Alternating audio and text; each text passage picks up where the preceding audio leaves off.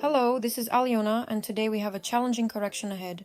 Actually, I already removed the rhinestones off camera, and these are those very American nails. I just suddenly remembered halfway through that I should capture how they wore. Visually, they held up well, the client is happy, says it's great, nothing chipped, nothing fell off, everything is awesome. It's been over a month, I think we wore them for a month and a week, something like that. But of course, there are some nuances and there are some drawbacks. We had some lifting near the cuticle, some lifting in the middle of the nail, and basically people were asking me if it's possible to do a fill on nails like these. No, you can't. You'll have to remove them completely. And the funniest thing is that you can't file them off. No matter how hard I try, even with my super powerful drill that can file down anything, it just doesn't work the way I want it to. So we decided to use an old, forgotten removal method. So we removed the color to this extent. Look at the kind of lifting we had. Let me remind you, this is probably one of my very first works. There was some kind of impact here and there are a few bruises. Here, yes, well, we can't go anywhere without some meat. These are the consequences of cooking, culinary work, and so on. So what are we doing? We've cut down everything we could and now we continue.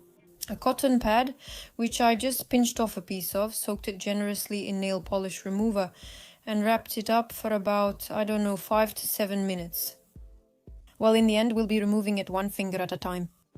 But we couldn't wrap this finger in foil the same way, because why? Because we have a wound there. And of course, there's absolutely no acetone or any solvents there, and there can't be. Otherwise, it will be extremely painful and the outcome is uncertain. This is what the nails look like. Well, now you'll probably say that it's a nightmare, it's awful, but actually no, her nails are naturally like this. I mean, kind of like shaggy, always splitting, and they're not unhealthy, and she's not unhealthy either. Well, that's just how her nails are, that's how things turned out. Some people have nails like hers, some people have really hard nails, and ours just turned out like this. That's why I'm being very careful here and removing just a little bit at a time, using every possible method. By the way, I have a new bit here that I bought from Pro at the exhibition. It's ceramic and a gentle pink, almost milky color. But it's a cool little bit that you can use to file from the inside around the cuticle area or on the sides and so on. So while the other fingers are soaking, we have one free and we're going to start working on it. Carefully push back the cuticle and then we'll move on to the other fingers. Look how cool this comes off. It's like, well, a little film. This gel becomes very stretchy, kind of like glue. Well, of course, it didn't come off completely 100%, but there's a really big but here. After that, removing it with a drill or a file is just effortless. It turns out to be very, very easy. Look, it's so soft, we just carefully remove all of it. Yes, the extension process is kind of faster, but it's balanced out by the rather long removal and the not so healthy soaking. But what do I want to say? Probably for myself. I will still occasionally choose this particular method of nail extensions. Because I like that I can quickly and easily get the shape and length I want without any extra hassle. So if I need to go somewhere before an event or something like that, I think it's perfect. I'm still wearing these American nails myself. I even went to Moscow with them, and no one even noticed that there was anything wrong with them. Well, anyway, after we took all of that off, our nails are still alive, that's for sure, so we didn't remove anything extra. Somewhere we used a nail file, somewhere a drill, basically whatever was comfortable. And then I decided to use a pusher because an orange stick just wouldn't work here the way I wanted it to. There was a lot of build-up there. As always, we use powder. I'll repeat for the 100th time, but I'll say it again. I use powder so the bit doesn't get clogged, so I don't have to spend half a day cleaning it out later. So, does that mean you'll be using the bit from the beginning to the end of the manicure? I really like that. Some say to use it only on damp hands, but I use it on all skin types and hands. I just really liked it. But I'm not encouraging anyone. So, first we used a pedicure bit with a red and blue notch. Yes, I know it's for pedicures, but I just like it that way. Then we took a flame bit, touched up a little here and there, and moved on.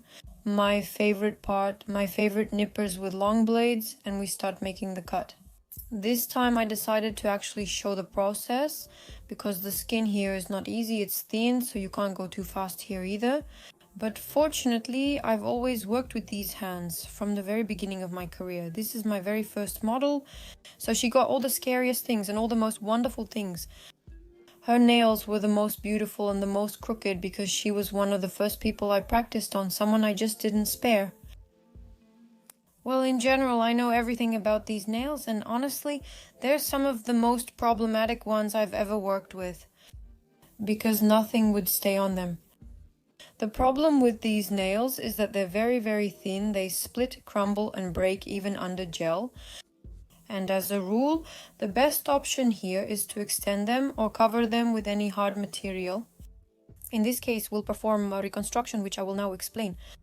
And in the end, just from the inside. Usually I partially file down her nails because he still goes against the system and refuses to work with me as a team.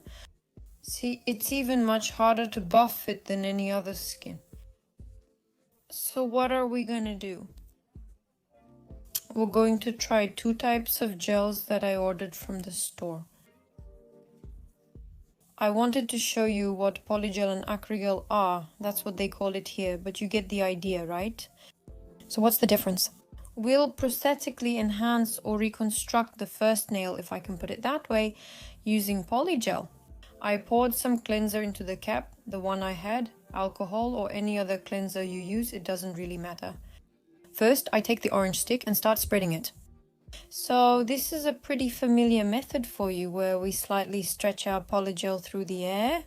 So we don't need to use a form here, neither upper nor lower, because we're extending just a few millimeters, no, not milliliters, a few millimeters to recreate the shape. For example, on the middle finger, everything has already been filed and done, and here we're building up and stretching as needed, then sending it all to cure. And this way the nail is restored to its shape, and of course we'll file it from the inside afterward.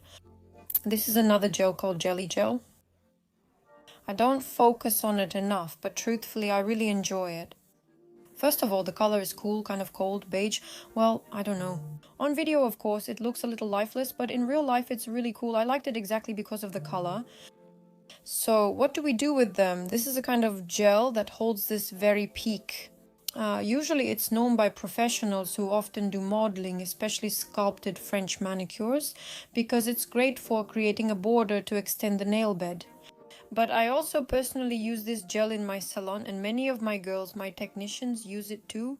For example, when you need to build up a corner or extend the free edge like this. So pay attention, I just pull it through the air and it stays exactly where I want it. Some people might say that polygel is more convenient, but believe me, there are so many types of materials for a reason. Each one has its own purpose. So we cure all of this and then we start filing. And basically the filing process is pretty much the same everywhere. We file the top, shape the sides, and then all that's left is to file from the inside. And in the end, we'll have absolutely identical nails. I mean, visually they'll look the same. So it doesn't really matter what material you use. In this video, I just wanted to show the difference. So you'll be patting the polygel with a brush or a stick and shaping it, and it will obey you. But the jelly gel, it's so gentle and flexible, but it holds the edge and that so-called peak. And now pay attention. From the inside, I'm just removing everything that gets in my way or our way to achieve the desired shape. Here's how it looks. I went over it briefly with the base, and now we're doing it. I'll also show you a really popular design. We take any color we like. We like this color because we had a shirt in the same color. I'll show you this at the end. So we blend it all out with an ombre brush, spreading it to the sides if needed. I never paint right up to the cuticle when I'm doing ombre because I'm afraid it will run. It happens to me too, probably just like everyone else. Then we use the brush to fix any small imperfections. Shades like pink and purple blend really well. Just one coat is needed for complete coverage. And then we take any base, milky or pinkish like the one I have, and build up, or rather finish building the structure. Remember, we already have the tip of the nail modeled, and we just need to add everything else to about 2/3 of the top. We spread it out. Be sure to turn everything over and we'll get the trendiest result. And by the way, we'll be refining some of the nails with a French design, and on the other hand, we'll do my absolute favorite blobs. To be honest, we've been sitting here for quite a while. My friend Zarina, for whom I did these nails, suggested doing blobs as she loves them. It's a quick and beautiful design. And we thought, why not do it? Because honestly, I haven't shown them in a long time, and the design is actually amazing, by the way. Quick and done. And it's beautiful and stylish. Well, although I know there will be people here now, yes, those who will say, you, tasteless, I don't know. Personally, I think it's beautiful. Personally, I like it. So here we apply the foil print and discover this odd thing that it doesn't print on the other nails. I over-cured the base while working on the others. She kept her hand in the lamp too long, and the tacky layer changed. I had to reapply the base and repeat the entire process. Well, next we just add strokes and dots that we like, stretch them out with a brush, and we get this trendy, modern, and very simple design. On the other hand, we ended up with a mix of French tips and ombre in some places, and on this hand we have little blobs. And just look how cool everything matches with the shirt, so this is a really trendy look right now. Now our nails, the shirt, and even under the watch all look great thanks to the foil. And here is Zarina, happy and satisfied. Bye bye everyone.